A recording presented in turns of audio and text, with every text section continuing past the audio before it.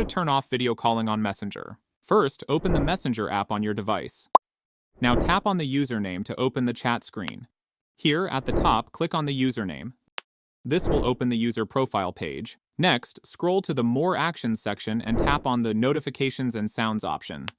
Here, you will see a few options. Now for the calls option, toggle on the switch next to it. From now onwards, you will not see any calls, either audio or video call on the screen. Note, you will receive a notification on the screen once the call has ended when you are not in the app. There is another way to turn off the calls without a notification. For that, open the Chats page and select the contact. Now, tap and hold on to the contact. A few options will pop up. Click on Mute, and it will prompt you to select the Timer option. Next, select the timer based on your preference. Here, I am going with Until I Change It. Now, to check, make a call from another device, and you will not see either the call or the notification on the screen. And that's it.